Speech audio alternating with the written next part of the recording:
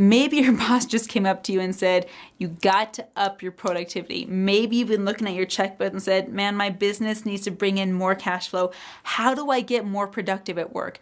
My name is Marianne DeNovellis, and you're right here with the Six Figure Mastermind. Stay tuned. You're going to find out exactly what you need to do.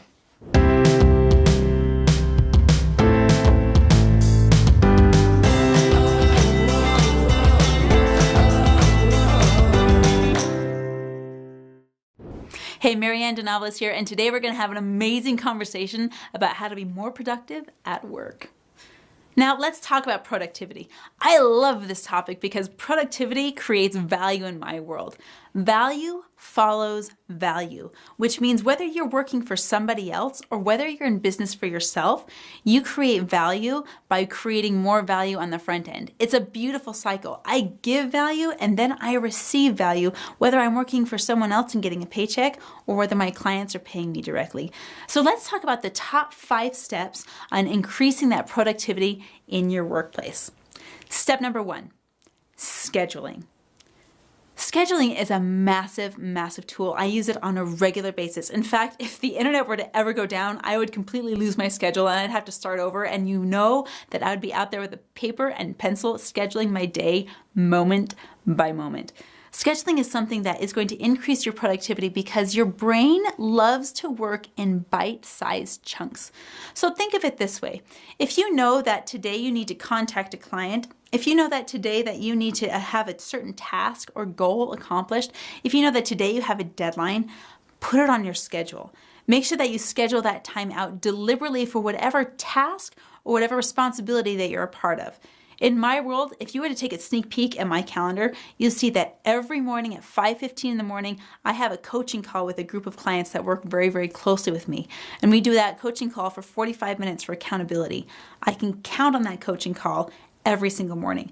From there, I sometimes have a 6 a.m. meeting when I'm talking with my teams about this or when I'm guiding my students about this. That'll happen occasionally, but I know when it is on my calendar. After that, I'm getting my kids off to school. And I love taking that time off. And I say, this is dedicated time for helping my kids get their homework together, for getting them dressed and out the door and on their way. So between 8 and 9 o'clock is my mom time, and I'm helping my kids get out the door. Right after that, I am back to work. I am back in productivity, and I'm going to spend time maybe from 9 to noon one day is creating a Facebook ad or putting a product online or building an email campaign that I'm putting together. I have that time chunked out. After that, I have a scheduled time for lunch because this girl's got to remember to eat. That's something that I totally need on my schedule. I'm going to say, good gosh, this is lunchtime. Put some food in my body. After lunchtime between 1 and 2, I'm going to start back in whatever the deadline for this that day. Maybe I'm working toward a specific goal and I need to have that time set aside. Then in the afternoon, right before I wrap up my workday, I'm going to make sure I have all my last minute assignments finished up, all of my goals worked on, and at least touched everything that I need to touch that day. After 5 o'clock, all hands off deck. It is me and family time, and you had better believe that I put that on my schedule because that deserves my priority. So tip number 1, schedule your time. Tip number 2, have no more than 6 things on your to-do list. That's crazy, right? Who can pare down all of the things they need to do an entire day to just 6 things? I've tried it, and I gotta tell you, it works wonders. If you start your day with only 6 things on it, imagine the psychological shift that happens, that I only have to do 6 things today before my time is totally opened up for intuition. When I talk about scheduling, I'll bring it into this conversation with this 6 things because I only schedule half of my time at any given moment because that other half needs to be open for drop of the hat experiences or spur of the moment ideas. When I only have 6 things on my to-do list, that says I can complete them in however long or short a time I need. Maybe one of my 6 things is to clean my house. Maybe one of my 6 things is to make my bed. Maybe one of my 6 things is to read a book. When I only have 6 items on my task list, there is never any rollover to the next day, and there's certainly no room for procrastination. So only schedule 6 items on your to-do list for any given day. Tip number 3, set reminders. Now, if you're anything like me, you've got a phone in your back pocket that says, oh, I need to be reminded to do this. Maybe you've got a wake-up alarm on your phone that maybe we press snooze a little too often on. I love to set myself reminders for deadlines, for phone calls, and for anything that I need to have done in any specific day or by any specific deadline. It's like giving a gift to my past self from my future self. If I go into my phone and say, hey, at 2 o'clock on Thursday, remind me to call Tanya because I need to follow up with her. My phone is going to say, I will remind you at 2 o'clock on Thursday to call Tanya. When 2 o'clock Thursday rolls around, guess what's going to happen? I'm going to get an alarm on my phone and I'm going to say, thank you, past self, for reminding me to do this. This is a secret to time travel, you guys. If you ever want to time travel, give yourself the gift of setting a reminder on your phone, especially for important events, for deadlines with work, for birthdays. If I have a birthday coming up of a friend or a coworker, I'll set myself a reminder a day before so I can remember to either get them a gift or acknowledge them in some way or plan whatever I need to. Use the time and device on your phone. The technology that you have in your back pocket is absolutely astounding. Give yourself the gift and set yourself some reminders. Tip number 4. Now we're talking about productivity at work, so this may surprise you a little bit. Tip number 4 is put something on your calendar that you can get excited about.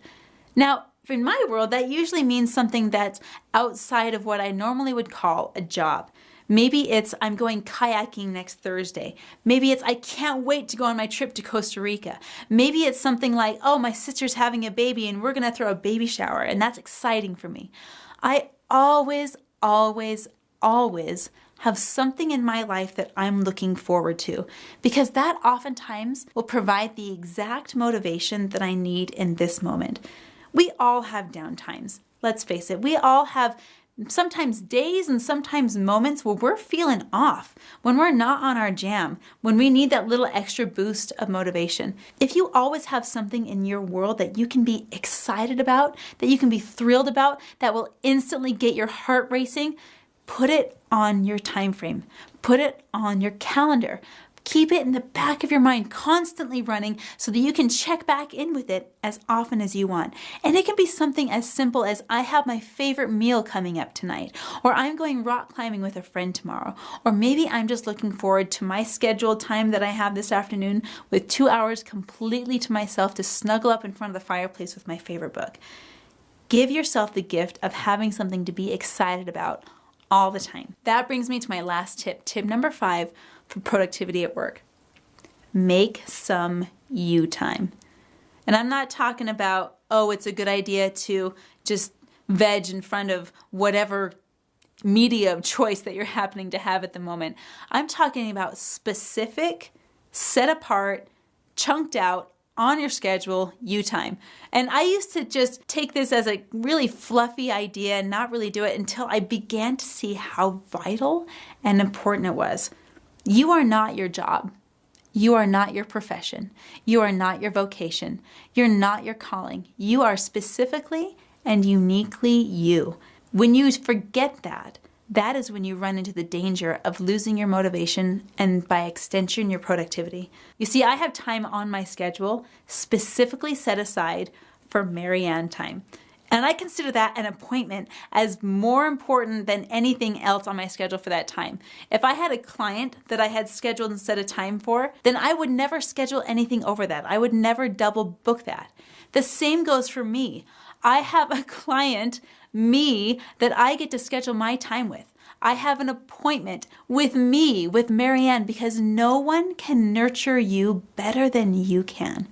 No one can know exactly what you need more in any moment than you. No one knows what's best for you except for you. You get to have that time to set aside to nurture and to grow yourself, because isn't that the reason we work anyway? Isn't that the reason we get up and we go to our jobs? Isn't that the reason that we have a business if you're an entrepreneur?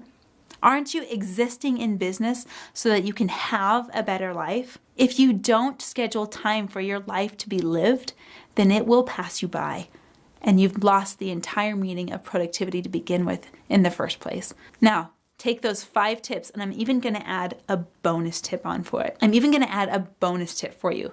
My bonus tip for being more productive at work is to connect with those people around you and ask great questions. Now, what do I mean by ask great questions? Ask questions, how can I be more productive at work? Ask questions that have great answers. Some questions have really, really good answers, and some questions will not give you any great answers. For example, if you were to ask yourself, why am I so bad at this? Think about it for a moment. That question has no good answers. Your brain will look for the evidence to support that question, and you don't want your brain looking for those kinds of answers. Look for answers that serve you, and you do that by asking better questions. So your bonus tip, ask better questions, have a better life. I want to know what makes you excited. Put it in the comments below. What's something that you're looking forward to? What have you scheduled for your you time? Let's get some amazing productivity in. Hit that subscribe button on your way out and make sure you ring the bell and get some alerts from us. We look forward to seeing you.